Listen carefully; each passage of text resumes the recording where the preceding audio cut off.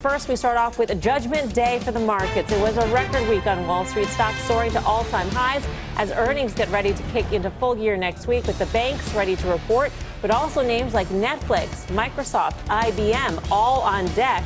So will earnings season spark another leg of the rally, or could it derail this market?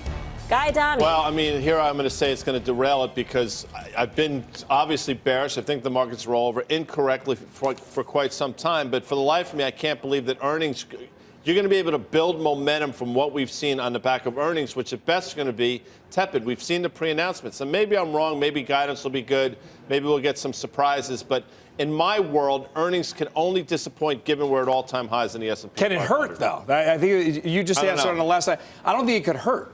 Really? So yeah, because don't we all know what's going to happen? They're going to kitchen sink it, right? I don't think kitchen sinks out there. Right? Well, they're going to blame it on. They're going to blame it on trade. They're going to blame it on anything that you could imagine. And I think the earnings, the estimates have ratcheted in, or the consensus have come in enough. They come in for the second quarter, but not for third quarter, back half of the year. Second half of the year, 2H, which I think, for some people actually had been started to be a place where there had been building some momentum. I think for the banks, I actually don't think the banks, of all the different sectors that are reporting, the banks obviously are the headline, but also I think the banks are the least likely to talk about pressures on their business relative to the others. In other words, banks have a core consumer lending business. They certainly have a net interest margin business. They have a capital markets business. In fact, if you think about what's been going on Wall Street, you've had some volatility. You've had a great IPO calendar. I actually think that the capital markets business, the FIC business, might be okay. So when we look for reasons to be buying on earnings, I think banks typically, remember, we've outperformed on Citi, we've outperformed on JP Morgan, and there have been reasons to buy those things in the first couple of days. We have had a couple banks who've actually already warned on FIC in second quarter, so that's kind of in the market right now. I just mentioned one thing, JP Morgan, I think we had a chartist on last night talking about the potential for a breakout. I mean, 120 is a massive, massive level for this thing, and I do believe that if it were to meaningfully break out on earnings that were better than expected, that may take a lot of the banks with it. I just want to make one point. If you go back to January 2018, when we had that all-time high, we had that ramp into Q4 reporting season, Q4 of 2017. What happened in February? We flushed after that. Then we got back. We made a new high in October. You know what that was? That was Q3 reporting season. What did we do? We flushed last October from a new high. This past April, what did we have May? We had a horrible May. That came right after Q1 earnings season. So here we are. We're up 10%. We make new highs every day. And now people are discounting everything and really complacent. I'm just saying. But it is about the Fed. I mean, we've learned this week it's about the Fed. But to Tim's point about net interest margins, that accounts for 50% of these bulge bracket banks' revenue. I think you're going to make it up. You have IPO that were strong, and you have mortgages. You have mortgages that are strong. Other than that, it's not a lot. The banks are good, but some would argue that the banks don't necessarily set the tone for a lot of earnings season. I mean, they're a good read-through. You want to hear what they say about the economy. You want to hear what they say about global tensions and all that stuff. But in terms of how everything else trades after banks, I agree. They can be very. That's my point. I think actually banks are the ones that keep you the most away from the fray. I actually want to hear what Jamie Dimon says about the economy. I think they have their finger on the pulse. But to Dan's point, look, you're at a place where you've got relative strength indicators on the Dow Jones that you're over 80. This is the highest it's been in terms of momentum for the overall market, and let alone going into an earnings season since the famed Jan 26, 2018 blow off top. So we are at a place where I do think that the market's move into earnings is as important as the expectations people have. Yeah. And what are we going to hear? What are we going to listen for in earnings? It's interesting. Can I give you an interesting name on Monday right off the bat? Why are you asking? You're doing it. Sorry. Not before the bell. After the bell? And we never bring up this name. Maybe you do it on OA from time to time, which, by the way, I will be on in about a half hour. I can't wait. JB Hunt. Oh, I knew it. Oh, yeah. I knew because I was looking at the list before I knew you were going to say it. Close on, now, here's the stock. There was a $130 stock last July. It's had a miserable year. As most of the truckers have. Exactly. And you wonder what they say, because, listen, this is a bellwether stock I believe, for the broader economy. Now, you can say FedEx is FedEx specific. Maybe that's true. But if JB Hunt comes out and says some lousy things, makes you really wonder where. But don't we know Dan's about what have you been sleeping the last few weeks? We've been doing the Dow transports. We've been saying the rails are killing it. A lot of your airlines are doing well. The FedEx and the UPS are bad. But the freighters, we got this, buddy. I mean, we got it. Okay, I gave you a specific name, though, Dan. Yeah. But we think that the economy is slowing, right? We heard that from Jay Powell, right? We've heard that the economy is slowing. So I'm not really sure what in the earnings is going to shock us. That's why I said I don't think it could hurt at this point. I think it can only help because that's why he's cutting rates.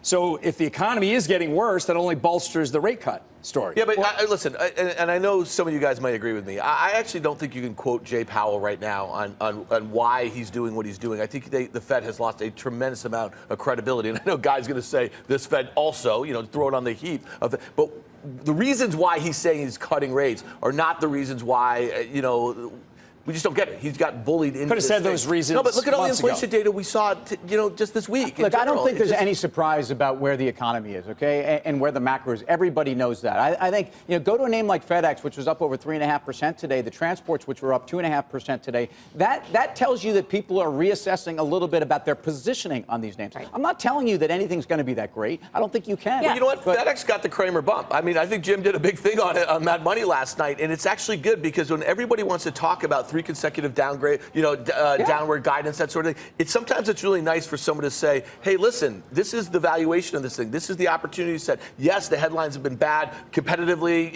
global growth-wise, all that sort of stuff. But it's a cheap stock run by a very good management, and it's better risk reward to be still buying looks terrible. it here. It's only up 4% except it's year banging to date. along the bottom, right. and it's trying to put a bottom in. And I guess really one thing that's really important is that they're trying to be cautiously optimistic. So Mel, when you say what are we going to hear from managements over the next couple weeks, they have to justify. They can't kitchen sink. There's no mulligans here with the stock market at all-time highs. They kind of have to justify where they are, and they have to tell a good story, and they have to look out more than a quarter and say We've what it looks seen like 6 months CEOs from here. blame trade, though. Whenever they are at a loss for anything, they're blaming trade. And I don't think this will be anything different than what we've seen. I think there are going to be a lot of nuances in this earnings season, though. I mean, when we got Fastenal and their earnings report came out, they blamed the China tariffs. They said they were able to pass on some price increases to offset most of the impact from the tariffs. But they're actually seeing inflation in raw materials themselves. So that price increase can't offset all of the rise that they're seeing because of tariffs plus actual inflation. So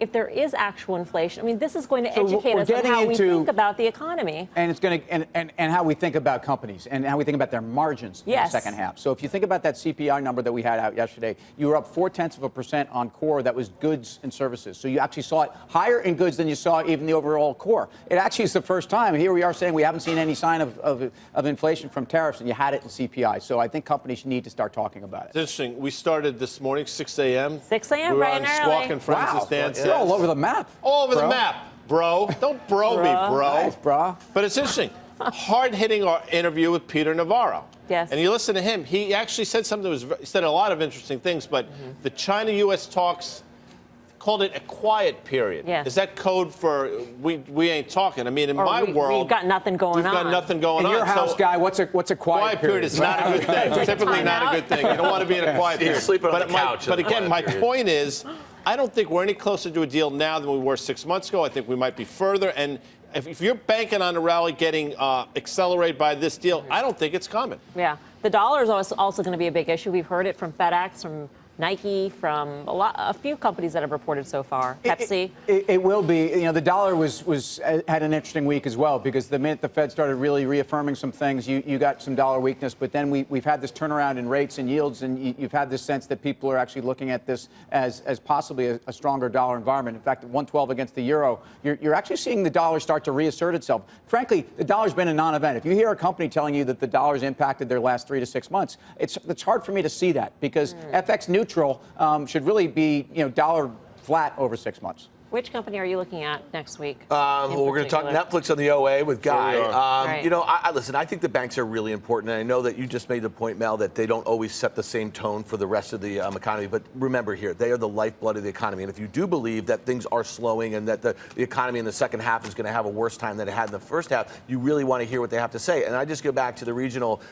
banks, the KRE, that index. It just can't Worst chart you've ever seen? Well, it's one of the worst charts in I've the ever world. seen. It's In just, when you think about the S&P makes new highs every day, and you look at JP Morgan, the best of breed, looking to finally break out of this prior double top, and the KRE can't get going. That's why I think the money center banks and how they react to their earnings are going to be very important next week.